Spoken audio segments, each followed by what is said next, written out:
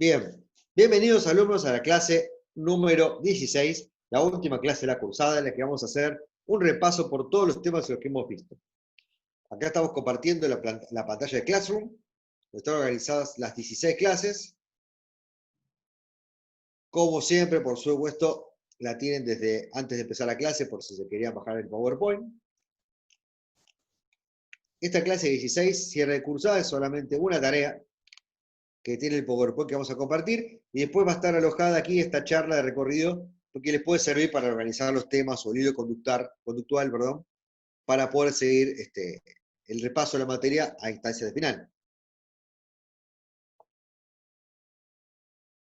Aparentemente, no es una cuestión mía, parece que YouTube no borra y no ocupa espacio de almacenamiento propio. Así que mientras siga siendo así, estos videos no van a ser borrados de ningún lado. Así que podrán acceder con ellos a futuro.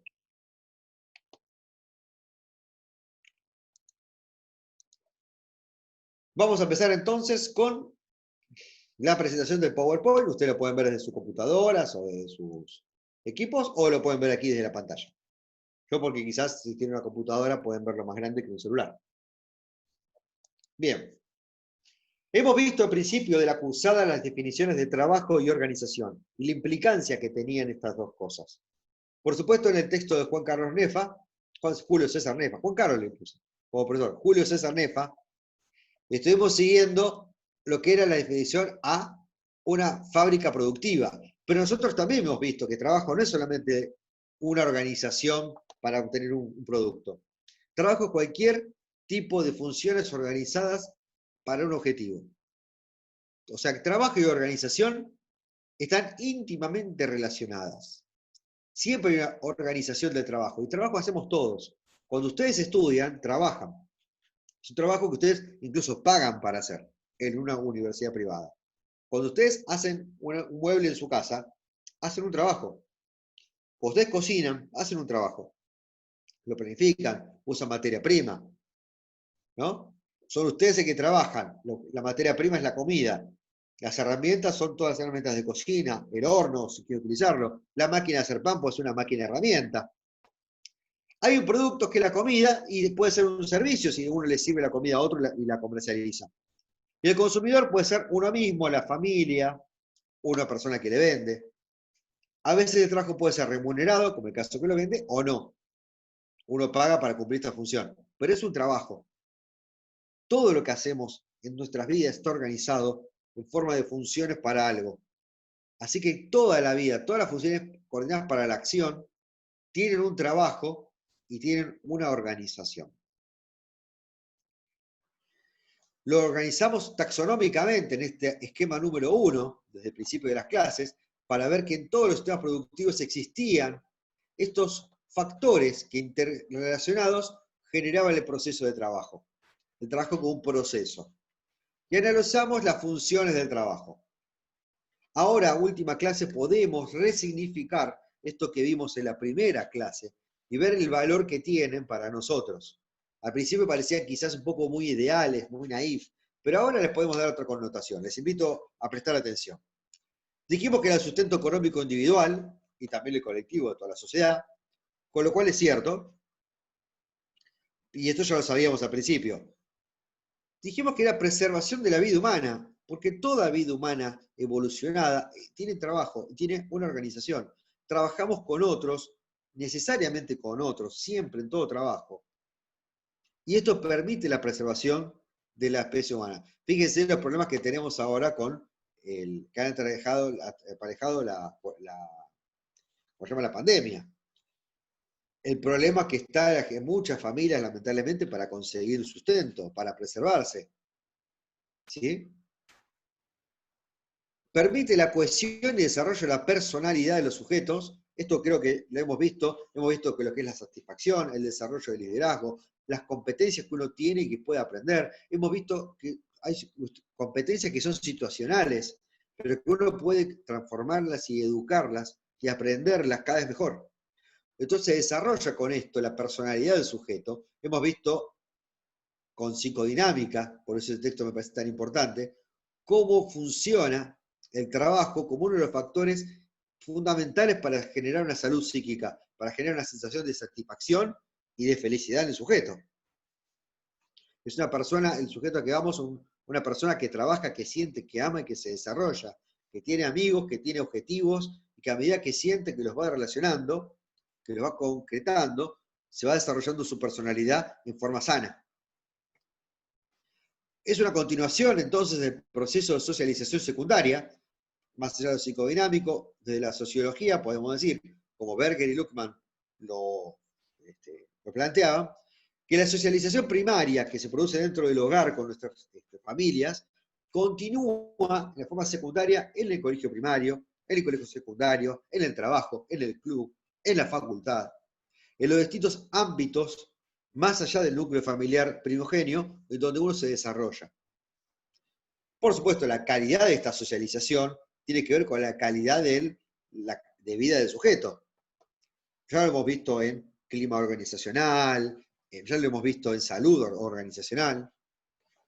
Permite el desarrollo de destrezas, objetivación de aptitudes por resultados, desarrollo potencial, el sentido de la propia vida. Esto es un poco lo que hablamos al principio de esta clase, antes de empezar la clase. Ustedes están pagando para hacer un trabajo, que es estudiar, para justamente producir desarrollo de destrezas. Pero no solamente este desarrollo bien vygotsquiano, de lo potencial a lo real, de lo real, perdón, a lo potencial, para que este potencial se convierta en una nueva capacidad de desarrollo real, no es que solamente se hace en la universidad o en el centro de estudio. También lo hacemos en el trabajo. En el trabajo aprendemos nuevas destrezas, objetivamos la realidad de otra forma, aprendemos de otros contactos con personas y de otros saberes, hacer las cosas diferentes, muchas cosas. Algunas primarias de la tarea laboral, otras secundarias y algunas hasta más allá de lo laboral. O nadie aprendió una receta porque se la contó un compañero de trabajo de la facultad. Bueno, pero me gusta cocinar, pero no aprendió otra cosa, algo. ¿No fueron a jugar al fútbol y aprendieron otra cosa? Bueno, hay muchas mujeres. ¿No fueron a tener otra relación más allá de lo que tiene que ver con lo estudiantil? Eso también desarrolla y da sentido a la vida. Y después, por último, el sentido de trascendencia, tanto la comunitaria como la histórica, la participación en la creación divina para los que creen en Dios. Esto es muy calvinista, muy protestante, de que el trabajo es un impuesto que nos ha dado Dios y que nos permite desarrollarnos a nosotros y desarrollar su obra. Yo varias veces le dije esto calvinista, yo soy de formación religiosa mormona. Yo voy a la iglesia mormona de Padua. Que más que nada es, sí, Padua. ¿La conocen? También, pero no tanto. No creo que todo se desarrolle jugando al fútbol, Nahuel. Y dime el ejemplo. Soy muy futbolero. Con lo cual mi desarrollo religioso pasa por el protestantismo, por eso muchas veces pongo ejemplos calvinistas, ¿no? Porque no soy católico. Soy ateo, pero si alguna vez tuve una creencia, que la tuve de chico, era protestante. Y también la trascendencia laboral. Tenemos una cátedra, hay una fundación que se llama Isidro Sanz, usted lo conoce, que fue un profesor de la UAI, muy querido, y una gran persona, un gran profesional. Hay trascendencia de los sujetos dentro del trabajo del puesto, más allá de la vida de uno. A veces uno puede trascender en lo social, en lo comunitario, en los otros, gracias al trabajo. Entonces, todas estas cosas que hemos visto, las hemos desarrollado en gran parte en las posibilidades que la trascendencia también, como decía Maslow, ¿no? Cuando vimos el tema de los factores, los supuestos sociales de la gerencia. Todos lo hemos desarrollado a través de distintos autores en la cátedra, como funciones. Y también estudiamos la historia del trabajo, porque este trabajo tiene una evolución. Ha ido evolucionando con el ser humano, y recién por acá, más allá del capitalismo, por acá aparece la psicología a participar activamente y conscientemente de la psicología laboral y organizacional. El ser humano empieza con producción primitiva, antigua, como parecieron los animales, hasta como hemos dicho, y esto lo enseñó Simón, los seres humanos cazaban igual que otros animales, que otros homínidos, que otros hombres, monos o mezclas que después han desaparecido, otros homínidos, hasta que empezó a aparecer la capacidad de sembrar. El sembrar es aquello que mantiene y ha creado la sociedad, la cultura, la ciudad. Los grupos que tienen que ir a cazar dependen de los grupos de caza y se desaparecen o aparecen otros grupos que nos ganan el coto de caza, por lo general desaparece esa cultura. Dependía mucho de la capacidad de encontrar comida. Ahora, si uno produce su comida, su grano, si lo cultiva y lo guarda, entonces se asegura todos los años producción de comida suficiente para vivir. ¿Sí? Aparece que esto hay que defender este producto. Si uno está todo el año cosechando, cultivando y después cosechando, no puede abandonar la comida si te ataca otro grupo. Lo más lógico ha parecido, decía Asimov, que las primeras civilizaciones se formaran en cultivadores juntos, reunidos en una casa central, en las colinas altas donde pueden mejor ver alrededor y destruir para abajo el agua, cultivar y reunirse juntos, y en caso de que venga un enemigo, entre todos defenderse. Y ese es el pequeño surgimiento de los poblados y las ciudades. Entonces, hasta los primeros pueblos que se pudieron formar y vivir de la agricultura, tenemos la producción que había en esa forma, en ese sistema de vida, como esclavista.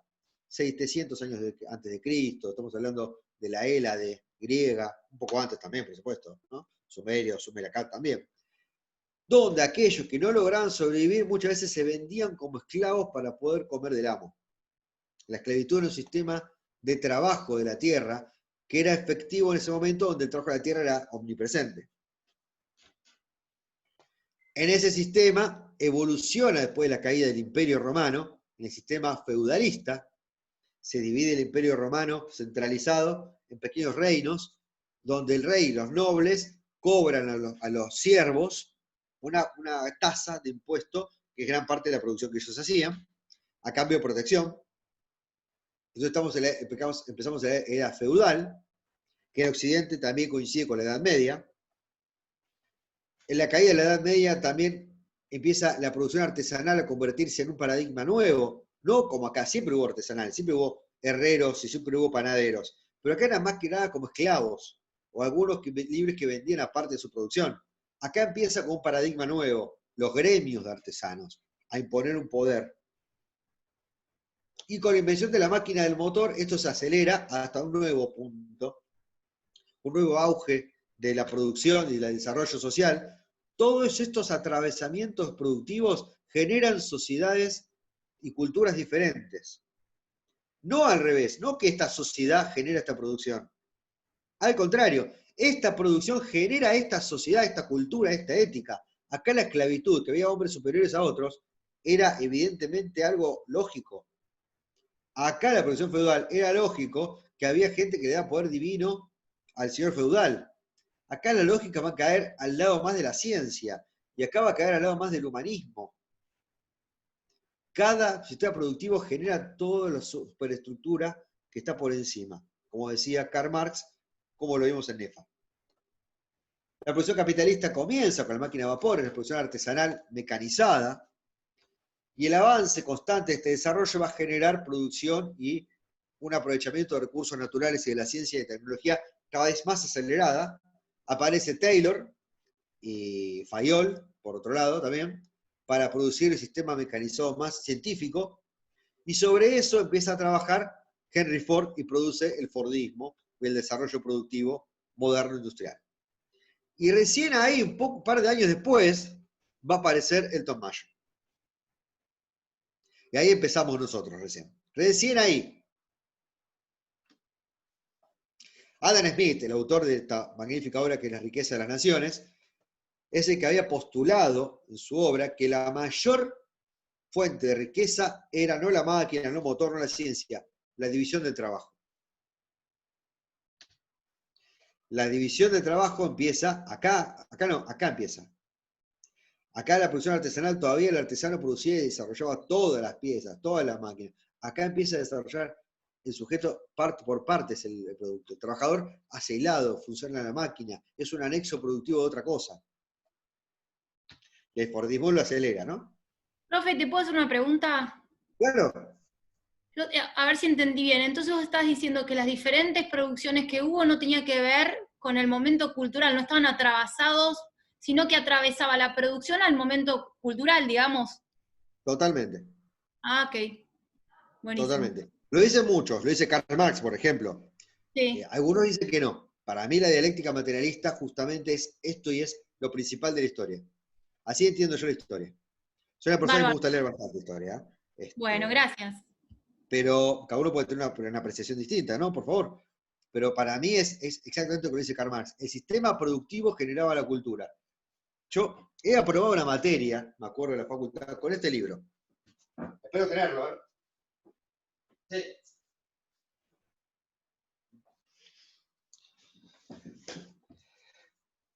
Este libro fue una ganga que conseguí cuando tenía 16 años, creo, 17. Y me lo llevé un verano a leer a Punta Indio. Me fui solo de vacaciones. Tendría 17. O 18 capaz, no me acuerdo. Yo ya había ido a Punta Indio, conocía. El dueño del hotel me lo abría para mí. El hotel no funcionaba más en Punta Indio, está hecho pelota.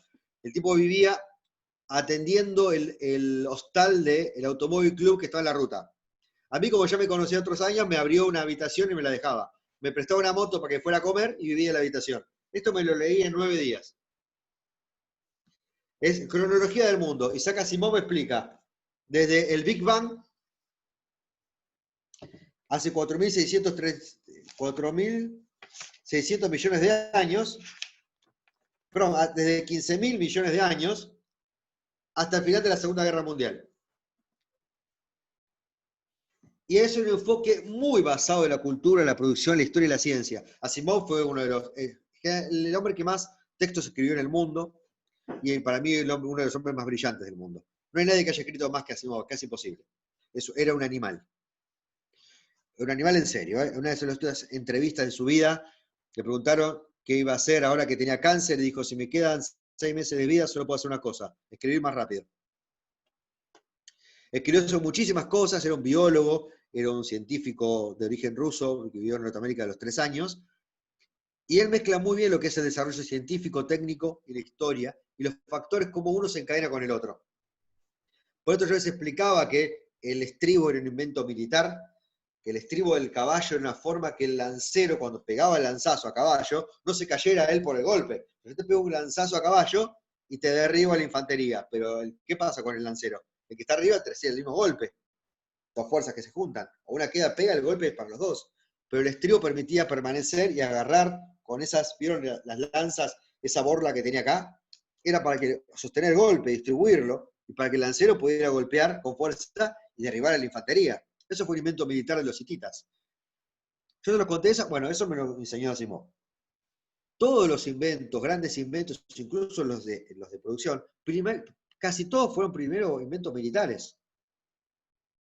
Las bobinas con que se producen los microondas fue un invento militar de desarrollo de radares que hizo Estados Unidos, con una producción británica.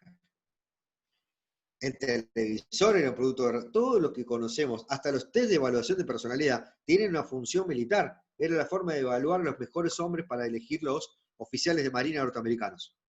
El test de Raven fue principalmente un secreto militar. Después se desclasificó y se permitió el uso civil. Pero todo nos atraviesa el uso de la tecnología y lo militar, que es la forma de administrar también el poder económico, ¿no? La política y la economía están atravesadas, van juntas. Entonces llegamos, que hay que valorar un poco todo este fanatismo de la producción y el aumento a niveles cada vez más altos de la productividad. Y lo hicimos con la fórmula de la productividad. Esta fórmula era igual a lo producido dividido lo que costó producir. Si produje 1000 y me costó 10, 1000 dividido 10 es 100. Tuve una productividad de 100. Si me costó 1000 y produje 1000, la productividad es 1, salí hecho. Y al revés, si hay pérdida, si yo produzco y vendo 1000 y me costó 20.000. A veces cuando hay inversión en muchas máquinas nuevas que después ya no hay que invertir en nuevos periodos, esto se amortiza con el tiempo, ¿no? Y hemos visto que dentro de esta fórmula de productividad, el salario de nuestras personas que nosotros vamos como psicólogos laborales a intervenir, era uno de los productos que estaban incluidos en los recursos invertidos, ese capital variable. ¿Sí? Recuerden que la psicología laboral interviene dentro de las personas y la organización. En el medio de ellos dos, ahí interviene la psicología laboral. Ese es nuestro campo. En esa relación. Entonces vimos también ahí, en los albores estaba de la psicología laboral, el Fordismo como paradigma productivo, no Ford en sí mismo, Fordismo. Todas las fábricas que producían de esta manera, con cadena de montaje, y sistemas medidos tayloristas, o sea, sistemas medidos capitalistas, porque también hoy en día sigue habiendo, en esa época también había artesanos y había producción esclavista. Y en algunos países todavía tienen producciones atrasadas tipo feudales. O sea, no es que no hemos atravesado todavía épocas modernas. Alguien dijo alguna vez sarcásticamente, ¿cómo me gustaría que alguna vez termine la Edad Media? Y lo creo. En algunos lugares, en algunas cosas todavía estamos en la Edad Media. Cuando veo los asesinatos a gente por la piel, color de piel, por la lesión sexual, creo que todavía estamos en algunas cosas en la Edad Media.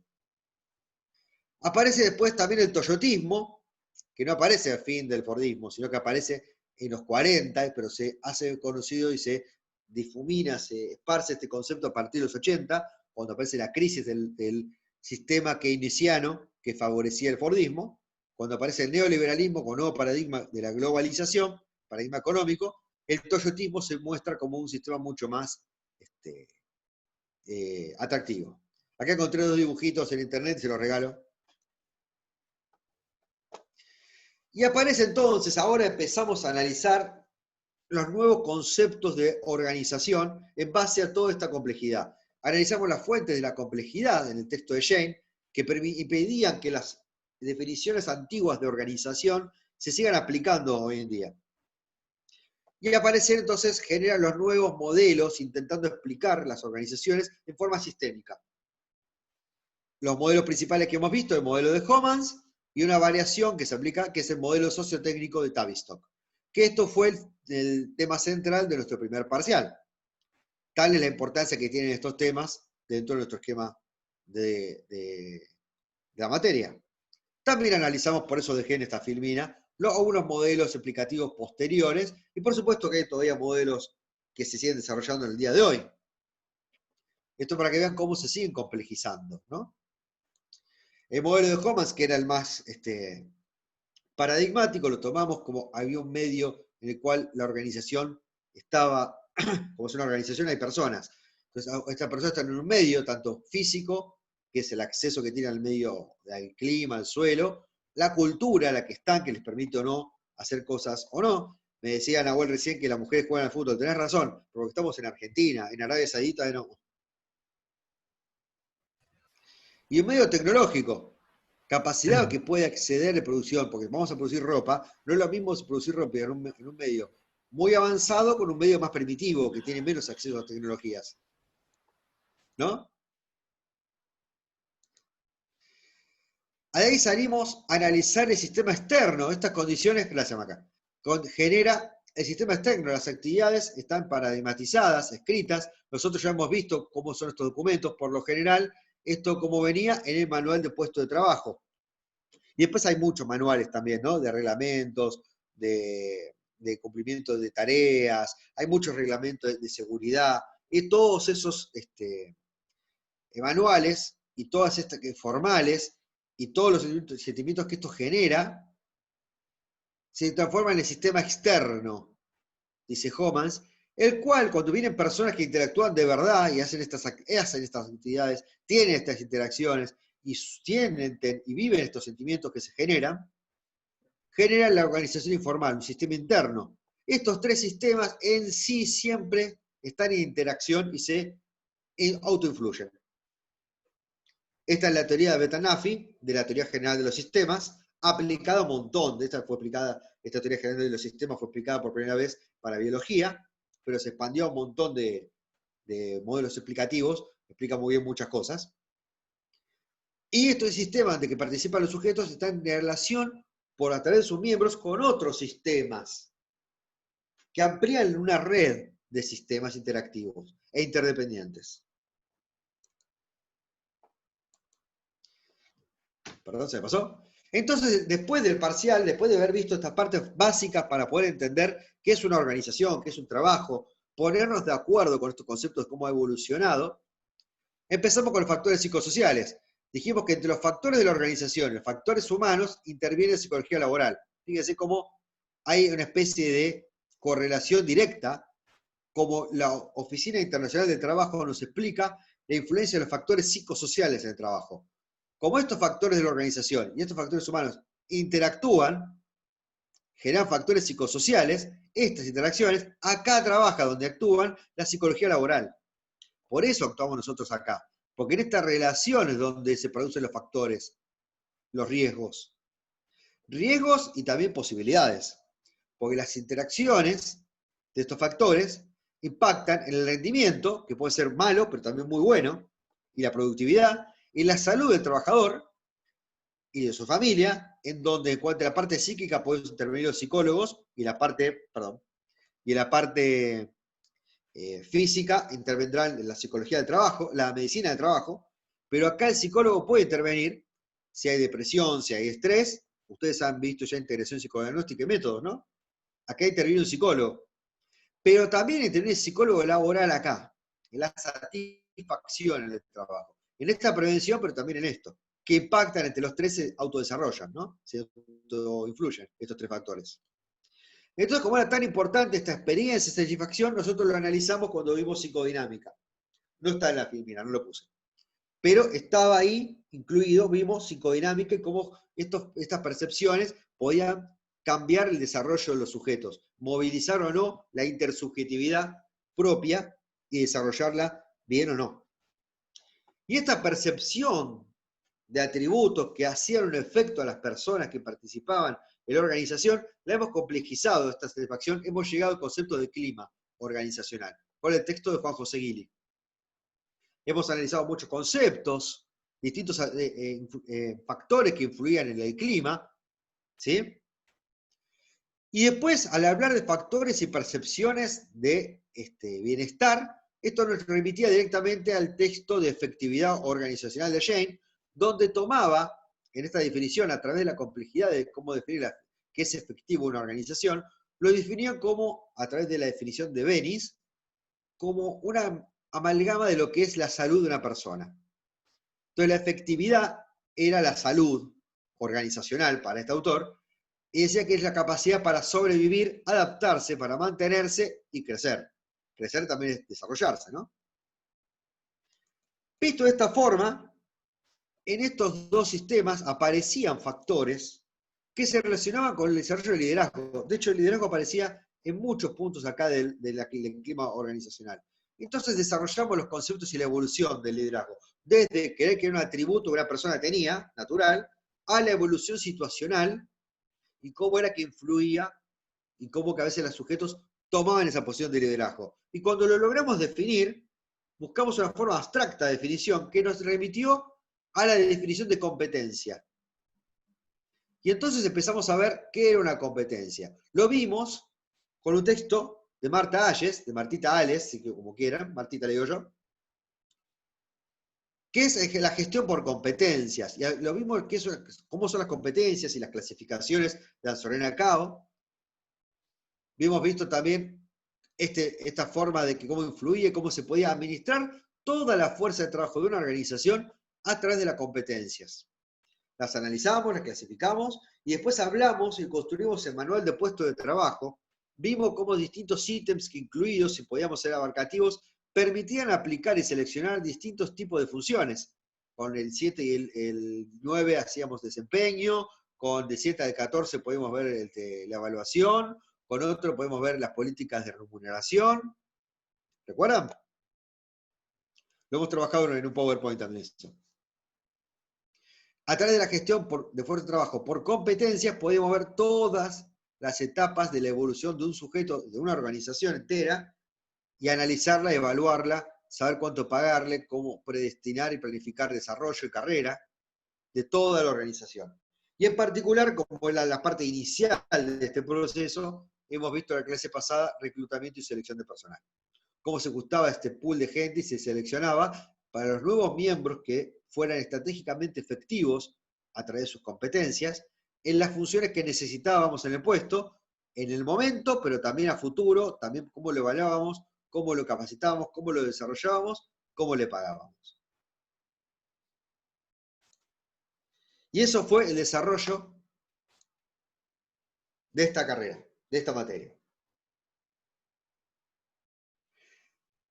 Era necesario ver toda la parte primera, que era más aburrida, como ustedes dijeron. A uno me dijo en alguna comisión que me guardé lo mejor para el final. No, es que la primera parte era necesaria para entender esto. Pero a mí me parece también que es necesaria para que un psicólogo logre entender la importancia del sistema productivo social dentro del desarrollo psíquico de las personas. Porque muchas veces sale por delante. A veces uno piensa que como psicólogo no va a trabajar nunca en una fábrica y no va a estar tocado por esa realidad. Pero nada más lejos de la realidad, porque va a tener que entender a gente que trabaja en fábricas, a que trabajan en administrativos, que trabajan en hospitales, que trabajan, que tienen funciones laborales, que tienen requisitos. Cuando querramos ir de vacaciones, nos vamos a encontrar que los centros de esquí van a estar abiertos o no en función de la capacidad del turismo. No vamos a poder vivir independientemente del resto de la cultura, porque toda la cultura se desarrolla en relación con otros. ¿Y por qué estamos en relación de otros? Por el trabajo.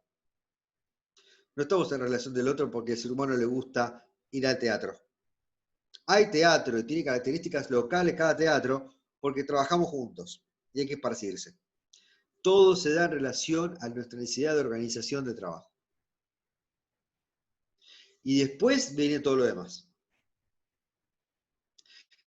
Entonces, comprender esto y su forma de que se presenta, sus características, nos permite ver dos cosas. Primero, cómo el psicólogo laboral interviene, el específico psicólogo laboral, pero también entender cómo se produce, quizás, vamos a volver a compartir el PowerPoint, cómo se producen estos factores psicosociales, apretado que no era, estos factores de dónde vienen los pacientes que vamos a trabajar nosotros. Quizá no trabajemos en una organización, pero seguramente, a menos que atendemos ricos que ganaron la herencia y nunca pisaron una fábrica o un lugar de trabajo en su vida, lo cual sería muy bueno porque deben pagar muy bien la sesión, pero muy difícil de conseguir. Muy seguramente van a venir de acá nuestros pacientes y entender las incumbencias de su desarrollo, dónde pasa su socialización, dónde pasan todas estas funciones, entender dónde se desarrolla su personalidad, dónde se desarrolla su socialización secundaria, su desarrollo de destreza, su trascendencia, dónde el sujeto trabaja y cómo lo condiciona, es un factor importantísimo para entender el desarrollo psíquico de ese sujeto que nosotros vamos a atender.